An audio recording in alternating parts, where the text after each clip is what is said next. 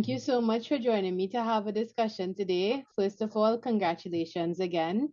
Your Thank poem, you. which turned into the animation, has been selected by so many film festivals across the world because everyone's so interested in the message that you did for the Okay. poem. So we just wanted to have a chat and just get some thoughts from you. What it is like, what does it feel like for your poem to be selected in those festivals in the first place?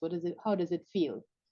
Well, when we started off on this journey with the poem, I didn't expect it to really become so global. So on hearing, on seeing the email, I was really, really elated. I'm very excited, and it's really a joy and a pleasure to be able to get the message of volcanic eruptions and what happens in a volcanic eruption, and to do so in a creative way in terms of my expression as a poet. So I'm really, really, really, really excited. Yeah, Really excited. it's been amazing to see how many people Yes, have it's amazing. actually enjoyed it. And I think it's the mix of arts and science. You don't really get that mix often. So what inspired you to Not write quite the often. poem? Like, what Well, inspired you to just, other than the eruption itself? well, actually, I write normally when I'm invited to partake in any particular activity. And for this particular activity, the launch of the project, the Mm-hmm. volcanic project in St. Vincent, is what inspired me to write the piece because it was a volcanic project and whatever was being done was surrounding the volcano. That's how I normally write. So if I'm invited to a specific event, I will try to do a piece to suit that specific setting. So the inspiration really comes from my whole experience as a child growing up in Fancy, and was caught off guard during the 1979 volcanic eruption. And basically what is said in the poem is what really transpired in my experience. It was very chaotic. Um, and unlike this 2021 volcano where we were actually given information ahead or before we knew what was happening, but we were totally caught off guard in 1979. Mm-hmm. So the inspiration really comes from the whole chaos and what really transpired, and using that experience to be better prepared here in 2021. Yeah, that's actually quite something I want to ask about. So now, have you thought about penning a new poem for 2021? Has the emotions changed? Has the memories changed? Well, a little bit, because I did a piece for several functions that we did since after the volcano. Mm-hmm. I think I did a piece when we did the exhibition in Sandy Bay. When Monique them did the exhibition, I wrote a piece for that. But as you would have known, prior to your visit here, during the after the volcano, when we had a consultant with you in Kingston, Mm-hmm. you would have known that I expressed my experience in song with my tribute hang on Vincent. Yes. Using a number of other artists. Mm-hmm. And it was very, very, very well received. It was. We shared it on our platforms here as well. And it's just the symbol of, like, that strength and to hold on and, to be strong throughout this and you'll get through it. It was something. It was really quite something.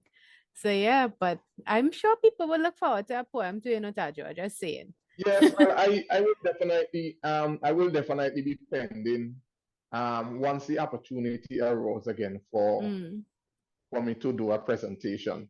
We should be doing some bridges, or we opening up some new bridges in the red zone. So hopefully I will do a piece surrounding the whole theme of the volcano. So what was it like for 2021 versus 79? I know you were older, more mature, you had more responsibility.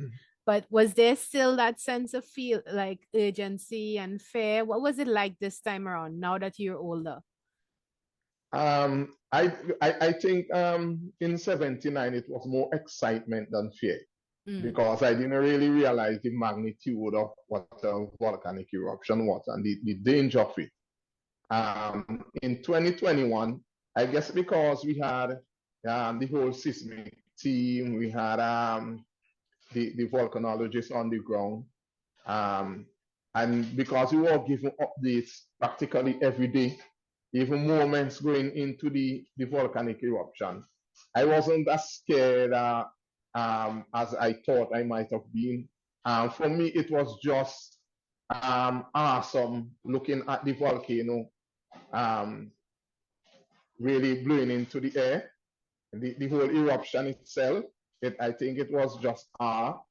I think I was blown away by the enormity of it, and I wasn't really that worried.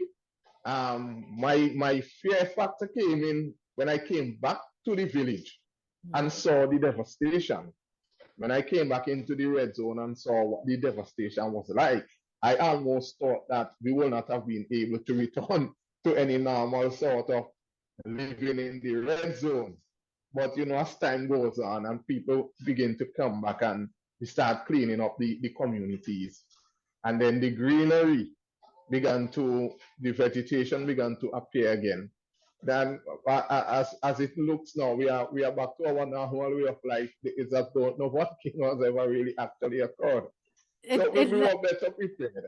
That's good. That's good. But going back to the poem, how would you encourage young people to express themselves? So like that eruption impacted them as well. There are lots of schools that got damaged from the eruption. How would you engage the youth to express themselves through art and mixing the art and the science? So like just like the way you did your poem. How would you encourage them? Well, I normally does that here. I assist a lot of the English students with their pieces for their CXC preparation. They have to do a visual piece, and I normally assist them. So whatever the themes and topics that they're doing, I've also incorporated the volcanic eruption into being one of our topics for social studies SBA. So we are looking at the impact of the volcano on farmers in the various communities. So these are different ways in which we are putting our experiences to work and mixing it with the academics. Because you can bridge, you can talk about volcanoes, you can talk about earthquakes, and you can still talk about it in a poem, in a song, in any form. You can do it for in exams, and you've been doing it and you've been showing us how to do it. So yeah, thank you for that. You're one of the pioneers in terms of that, at least to the most recent eruptions. Yeah, just to end off and be like, what is fancy like now? You said it's almost back to normal.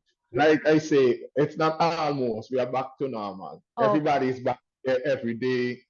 Like I said, it's as though there was no eruption. Everybody is back to their normal farming. Sports is back up on the ground. We are back to our normal routine. And we are actually, right now, we are preparing for our National Heroes, the festival, which takes place on March 14th in Fancy.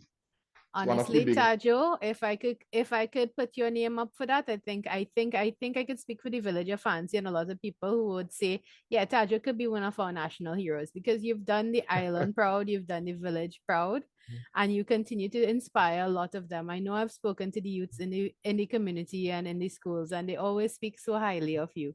So thank you for doing that. And I just want to wrap up again by saying congratulations and yeah, all the best. Very much.